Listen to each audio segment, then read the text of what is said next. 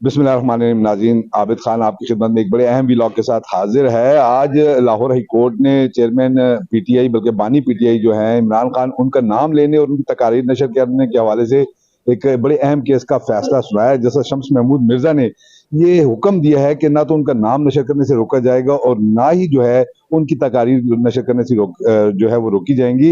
बानी पीटीआई इमरान खान के वकील अहमद पंसोता हमारे साथ मौजूद है। हम उनसे जानते हैं कि आज अदालत ने क्या ऑर्डर दिया और इस ऑर्डर के तनाजुर में अब उसके बाद जो है नेशनल और इंटरनेशनल मीडिया पर जो है उनके नाम और तकरीर नशर करने के हवाले से जो है वो क्या हम चेंज देखेंगे। पंसोता साहब, बहुत शुक्रिया। ये बताइएगा कि जस्टिस शम्स मुर्जा ने तो ऑर्डर कर दिया, पहले तो ये बताइए ऑर्डर क्या हुआ है, और दूसरा ये कि क्या उसके बाद वाकई अब उनका नाम और उनकी तकारीर नशर हो पाएंगी। देखिए, सबसे पहले अंडरस्टैंड करना जरूरी है कि प्रोसीडिंग्स थी क्या। जो ये प्रोसीडिंग्स थी उसमें हमने एक रिट पिटीशन के थ्रू चैलेंज किया था। अगर आपको याद हो तो पिछले साल में 2 दफा पेम्ब्रा के ऑर्डर्स इशू हुए थे जिसमें उनकी स्पीचेस पर बैन लगाया गया था और उन दोनों ऑर्डर्स को सस्पेंड किया गया था। सस्पेंड करने के बावजूद उनका नाम नहीं चलाया जा रहा था, लिहाजा हमने कोर्ट से इस्तदा की कि वो एक पॉलिटिकल पार्टी के लीडर हैं, उनकी तकारीर भी चलाई जाए। और जब वो ऑफकोर्स तब तक तो वो अरेस्टेड नहीं थे, अब वो अरेस्टेड हैं तो एटलीस्ट उनका जो भी पैगाम है उसको चलाने की इजाजत हो, और जब उनका नाम लिया जाए तो जो बीप लगाई जाती है वो मत लगाई जाए। हाँ, जहां तक उनके केसेस हैं वो बिल्कुल कानून के मुताबिक फेस करें। इस चीज को एडजुडिकेट कर रहे थे शम्स मिर्जा साहब। उन्होंने मुख्तलिफ चैनल से जवाब मंगवाया जिसमें पाकिस्तान ब्रॉडकास्टर्स एसोसिएशन जो है वो भी पेश हुई, पेमरा के वकील हारून दुगल साहब थे, उन्होंने भी पेश हुए। उन सब ने आकर अदालत में ये बयान दिया पहले तो कि हम नहीं रोकते, हमने किसी को नहीं रोका। दूसरी बात जस्टिस शम्स साहब ने ये की कि अगर आप रोकते किसी को नहीं है तो फिर क्यों नहीं चलता। ये तो बल्कि all the more reason important है कि उनका नाम चलाया जाए। तमाम उसको सुनने के बाद उन्होंने फिर इस चीज पर कंक्लूड किया। उन्होंने कहा कि आप किसी भी शख्स की आवाज को इस तरह नहीं रोक सकते अनलेस के कोई ऐसी आईनी वायलेशन हो रही है जिसके ऊपर कोई आप शख्स की आवाज को रोकना किसी कानून या जजमेंट के थ्रू जरूरी है। लिहाजा उन्होंने बाइंडिंग डायरेक्शंस दी और उन डायरेक्शंस में ये कहा, जो कि ऑफ कोर्स अभी तफसीली ऑर्डर में डायरेक्शंस का पता लग जाएगा, कि इनकी तकारीर अगर जब कभी करते हैं वो भी चलाई जाएं जब वो ऑफ कोर्स बाहर आएंगे, और उसके अलावा उनकी बात, उनका पैगाम या उनका कोई भी जब जिक्र हो तो उसको आप किसी तरह सेंसर मत कीजिए और इजाजत दीजिए, because elections are around the corner और इलेक्शंस की जो है सारी की सारी कैंपेन जो है उनके मैसेज पर होनी है।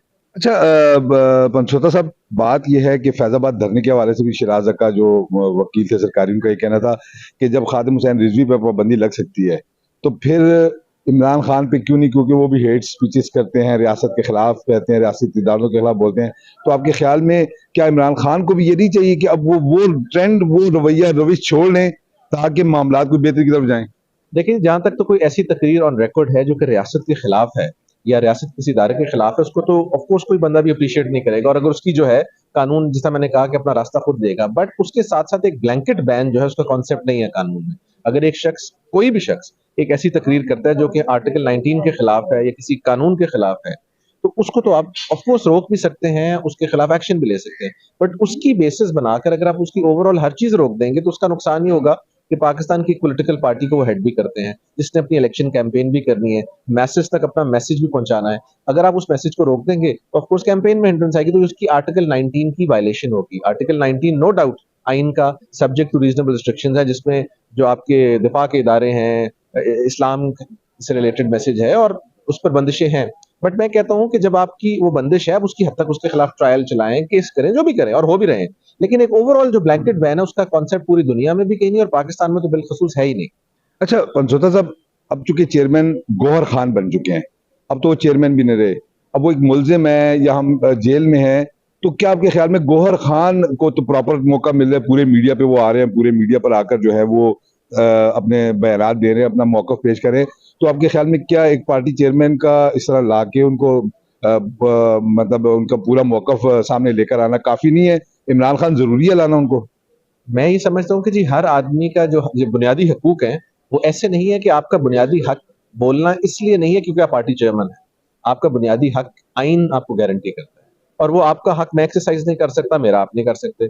सो अपनी इनफरादी हैसियत में as not as the chairman PTI और the ex chairman PTI but as Imran Khan, तो उनका राइट है कि वो बात करें, और जो बात किसी आईनी और कानून की वायलेशन में है उसको आप एक्साइज कर दें, बाकी बातें रोक। इसका तो कल को ये भी हो सकता है कि वो किसी से पानी का ग्लास मांगना चाहते हैं तो आप कहेंगे जी इसको भी रोक दिया जाए। So he is allowed to say whatever he wants unless वो किसी चीज के खिलाफ ना हो या किसी आईनी कानूनी उसकी बंदिश।